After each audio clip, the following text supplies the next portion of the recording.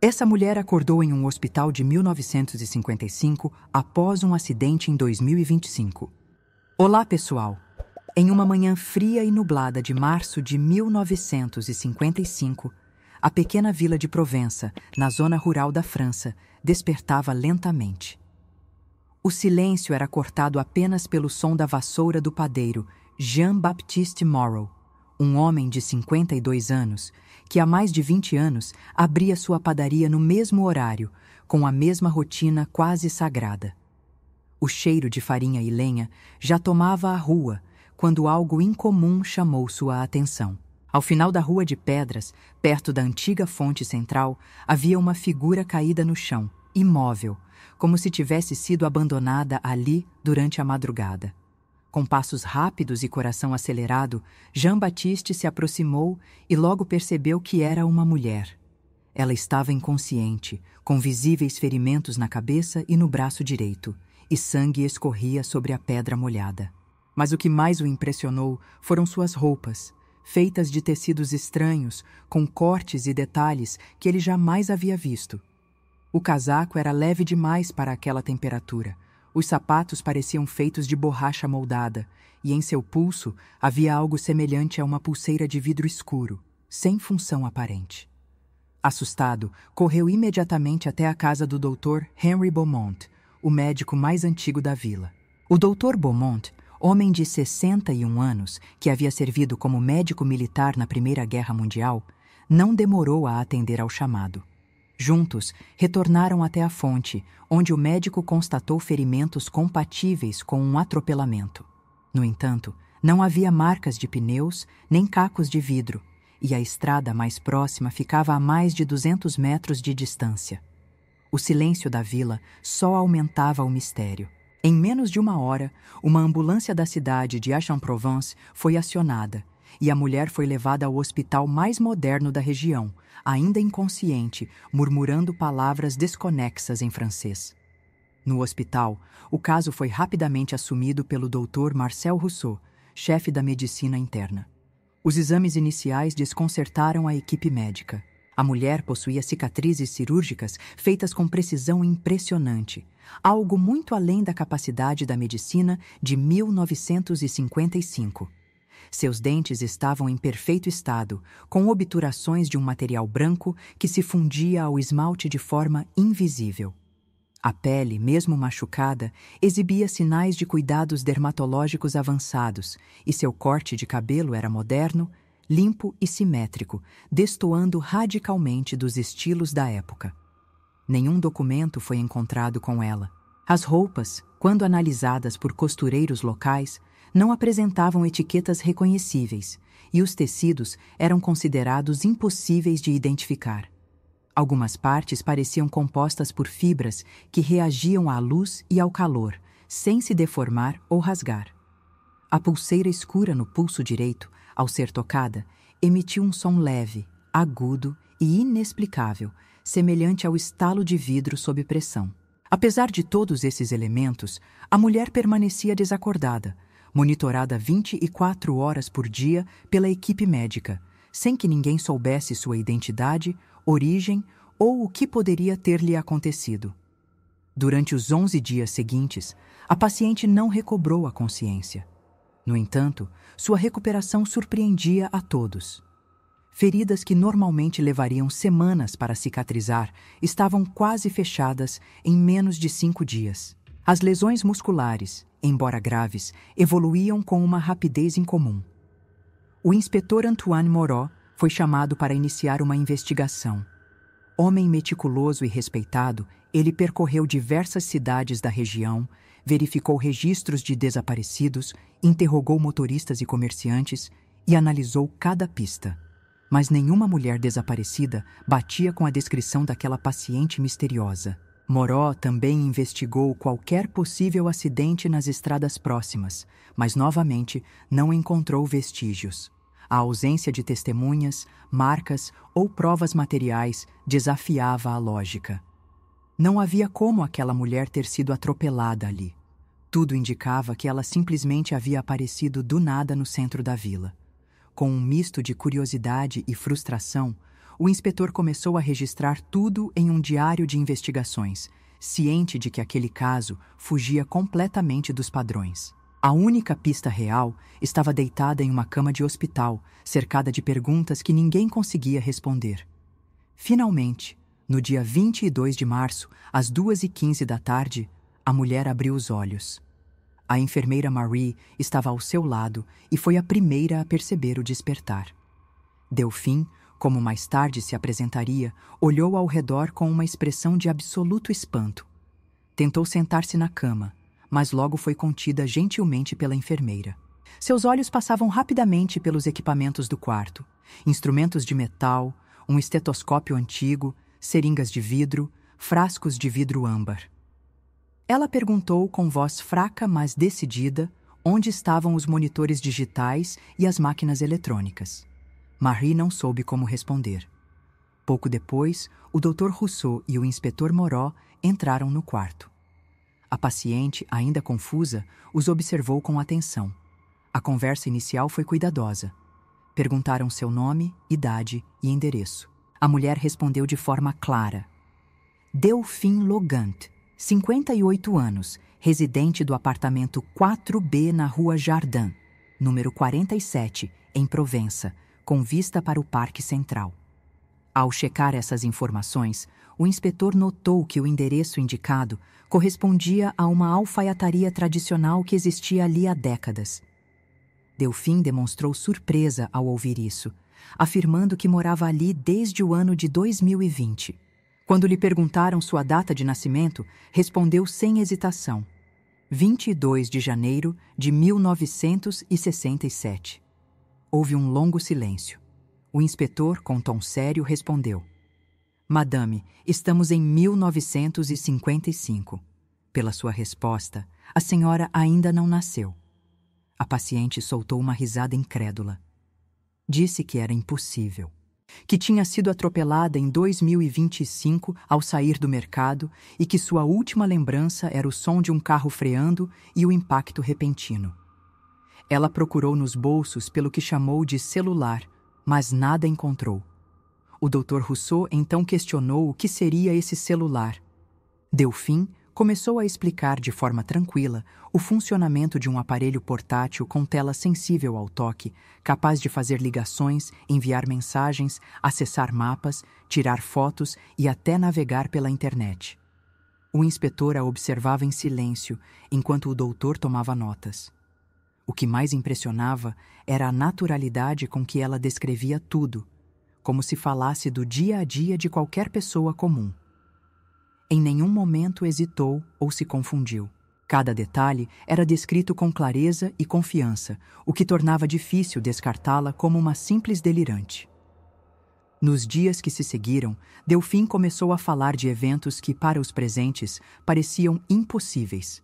Mencionou o fim da União Soviética, uma pandemia que afetaria o mundo em 2020, a eleição de um presidente negro nos Estados Unidos, o surgimento de carros elétricos em massa e missões com robôs enviados a Marte. Para ela, eram fatos comuns. Para os médicos e policiais, aquilo parecia pura ficção. Ainda assim, não conseguiam ignorar o modo como ela narrava tudo. Sem exageros, sem dúvidas, com a calma de quem fala sobre sua própria vida. Aquilo mudaria o rumo da investigação. O Dr. Rousseau, mesmo cético, decidiu adotar uma postura de observação. A mente de Delphine era lúcida, sua linguagem articulada e sua memória, tanto de fatos conhecidos quanto daqueles eventos futuristas, era impecável. Nenhum traço de confusão, nenhuma contradição, nenhum sinal de psicose evidente. A equipe médica optou por submetê-la a uma bateria de exames neurológicos e psiquiátricos. O caso agora extrapolava os limites da medicina convencional e adentrava um território onde realidade, imaginação e tempo pareciam se entrelaçar de maneira impossível de explicar. O mistério apenas começava. O psiquiatra Albert Morin foi convocado para realizar uma avaliação mais aprofundada do estado mental de Delphine. Homem experiente, acostumado a lidar com traumas de guerra e transtornos severos, esperava encontrar mais um caso típico de delírio crônico ou transtorno dissociativo. No entanto, após várias sessões com a paciente, sua percepção mudou radicalmente. Delphine não apresentava sinais de confusão mental ou desorganização do pensamento. Pelo contrário, sua lógica era impecável, sua linha de raciocínio clara e sua capacidade de recordar eventos específicos absolutamente fora do alcance de qualquer pessoa da época o deixavam perplexo. Albert registrou em seu laudo preliminar que, embora suas afirmações desafiassem a lógica e a cronologia histórica, ela demonstrava uma convicção tão autêntica e detalhada que seria imprudente classificá-la de imediato como insana. A cada dia, Delphine revelava novas informações que deixavam todos ao seu redor atônitos. Ela descreveu com precisão o funcionamento de satélites artificiais e previu o lançamento de um deles pelos soviéticos em 1957, batizado de Sputnik. Mencionou que a televisão, ainda incipiente na França, logo se tornaria parte do cotidiano das famílias. Falou do retorno triunfante de Charles de Gaulle à política, da criação da pílula anticoncepcional como revolução nos costumes e da obrigatoriedade futura do uso de cintos de segurança nos carros. Quando questionada sobre como sabia de tudo aquilo, ela apenas respondia que estava dizendo o óbvio, como qualquer pessoa de seu tempo faria. O inspetor Moreau, profundamente intrigado, decidiu testar a veracidade de suas palavras. Levou Delphine até a vila, em um passeio supervisionado, para ver sua reação aos locais e tentar encontrar algo que confirmasse sua origem. Ao passar diante da Rua Jardin, número 47, Delphine parou subitamente. Disse que aquele local, onde funcionava uma alfaiataria, seria demolido em poucas décadas para dar lugar a um edifício residencial moderno. Disse ainda que seu apartamento ficava no 4º andar, com varanda voltada para o parque. O inspetor nada respondeu naquele momento, mas registrou mentalmente cada detalhe. Tempos depois, descobriu nos arquivos da prefeitura que, de fato, havia um plano preliminar para a urbanização da área, com construção de edifícios, previsto para o final dos anos 60. Apesar da crescente curiosidade e respeito que passou a nutrir por Delphine, o inspetor mantinha a postura investigativa. Solicitou registros de nascimento com o nome fornecido por ela, buscou parentes, amigos ou qualquer evidência documental. Nada foi encontrado. Nenhum registro de uma Delphine Logant, nascida em 1967. Nenhuma pista sobre seus pais ou sua suposta vida anterior. Ainda assim, ele não conseguia ignorar o fato de que muitas das previsões feitas por ela começaram a se concretizar com o tempo. Para Moreau, aquilo deixava de ser apenas um caso psiquiátrico e passava a tocar em algo mais profundo e inexplicável, como se lidasse com um enigma além da compreensão humana. Durante os anos seguintes, Delphine permaneceu internada sob observação, mas sua vida foi gradualmente se estabilizando dentro da rotina hospitalar. Passou a conviver com os profissionais do hospital como uma figura peculiar, respeitada por sua serenidade e pela impressionante precisão com que falava do futuro. A enfermeira Marie tornou-se sua principal companhia. As duas desenvolviam longas conversas, muitas vezes sobre assuntos que só décadas depois fariam sentido para a jovem enfermeira. Delphine ensinava conceitos de tecnologia, falava sobre direitos das mulheres, mudanças sociais e até mesmo sobre doenças que ainda não existiam. Com o tempo, Marie passou a registrar tudo em pequenos cadernos, sem saber exatamente por quê. No inverno de 1960, Delphine começou a dar sinais de fragilidade. Embora sua mente permanecesse lúcida, seu corpo demonstrava cansaço crescente. Em uma das conversas com o inspetor Moreau, disse com tranquilidade: "Não estarei viva para ver todas as minhas previsões se cumprirem. Morrerei no inverno seguinte, aos 64 anos. Idade que não faz sentido aqui, mas faz na minha linha do tempo." Ao ser questionada sobre o que queria dizer com isso, ela explicou que, em sua realidade, sabia que sua avó materna havia morrido jovem, internada em um hospital psiquiátrico. "Acho que eu era ela", disse com os olhos baixos, "e agora entendo o porquê." Em 15 de fevereiro de 1961, Delphine faleceu enquanto dormia. A causa oficial foi uma pneumonia agravada por debilidade crônica. Tinha, segundo os registros da época, 64 anos. Mas se tivesse mesmo nascido em 1967, como dizia, ainda não teria sequer vindo ao mundo. Seu enterro foi discreto, acompanhado apenas por algumas pessoas que haviam feito parte de sua jornada: o inspetor Moreau, a enfermeira Marie e o Dr. Rousseau. Todos, mesmo após 6 anos de convivência, ainda se viam incapazes de compreender totalmente quem ela era, ou de onde realmente vinha. Após sua morte, Delphine tornou-se uma espécie de lenda local. Sua história passou a ser contada nas escolas, nos cafés e nos jornais regionais. Era conhecida como a Mulher do Tempo, a Paciente Impossível ou, para os mais céticos, a Profetisa Louca. Mas para aqueles que conviveram com ela, não havia nada de louco em Delphine.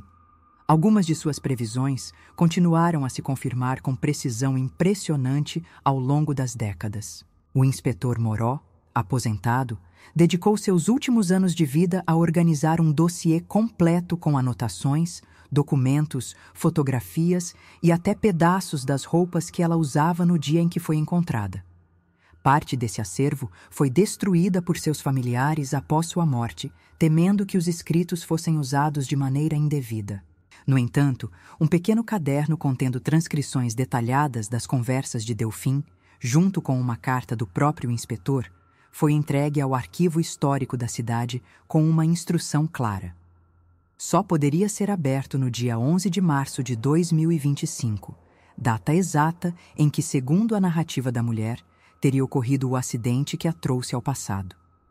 A decisão dividiu opiniões, mas foi respeitada. O caderno foi lacrado e mantido em segurança por mais de 70 anos.